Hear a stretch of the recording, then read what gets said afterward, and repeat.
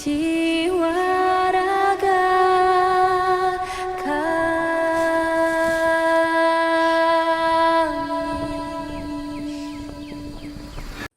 Assalamualaikum warahmatullahi wabarakatuh.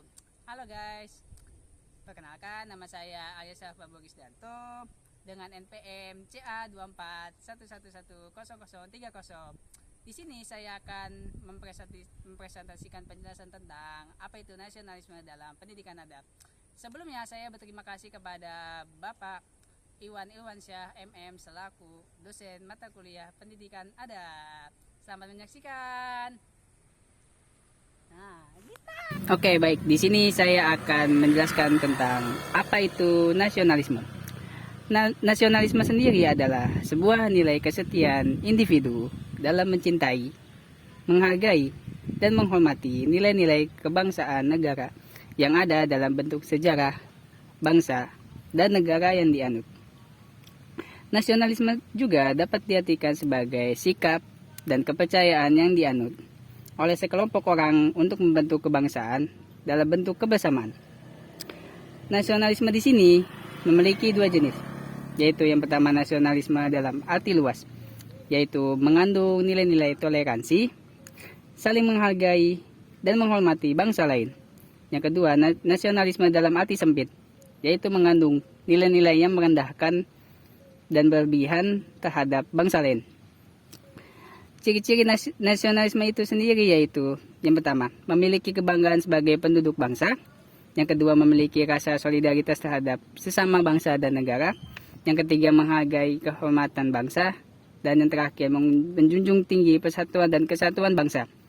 Nah, dalam mewujudkan nilai-nilai nasionalisme itu sendiri, harus menanamkan dalam pemahaman dalam 4 hal berikut ini, yaitu yang pertama, Pancasila, yaitu adalah sebuah nilai-nilai kehidupan kebangsaan di tiap silanya. Seperti sila pertama mengajarkan sebuah keagamaan, sila kedua mengajarkan sebuah nilai kemanusiaan yang adil, sila ketiga mengajarkan cara mempersatukan semua orang tanpa memandang apapun, sila keempat mengajarkan cara mengatasi permasalahan masyarakat dengan cara berdiskusi dan bermusyawarah untuk mendapatkan sebuah solusi yang baik, dan yang kelima mengajarkan sebuah keadilan bagi semua manusia yang ada di Indonesia itu sendiri.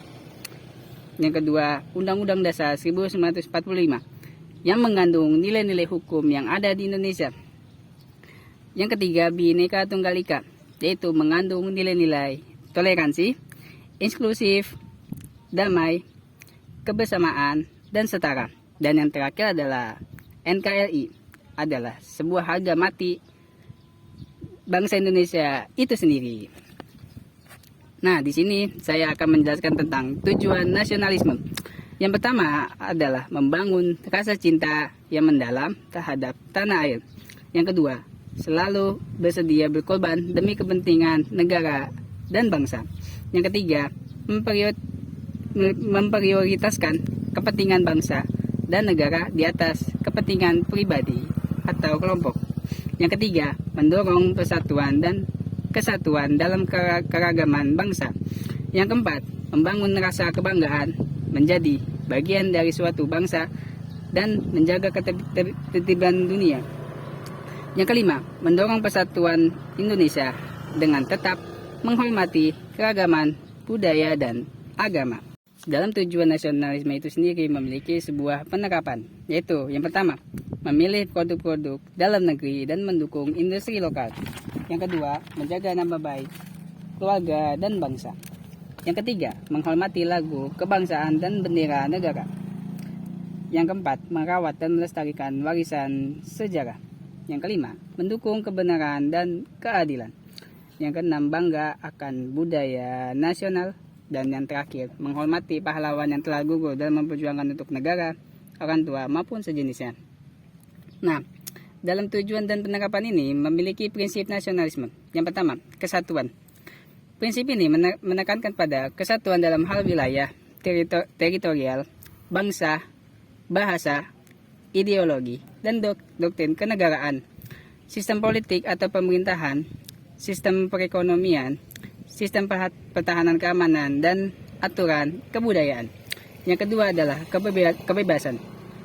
Prinsip ini memberikan kebebasan dalam beragama, berbicara, berpendapat secara lisan maupun tulisan, serta dalam berkelompok dan berorganisasi. Yang ketiga adalah kesamaan. Prinsip ini menjelaskan bahwa setiap anggota bangsa memiliki kesamaan dalam kedudukan hukum, hak, dan kewajiban. Yang keempat adalah kepribadian. Prinsip ini menekankan pada identitas bangsa yang meliputi harga diri, rasa bangga, dan rasa sayang terhadap kepribadian dan identitas bangsa yang tumbuh sesuai dengan sejarah dan kebudayaan.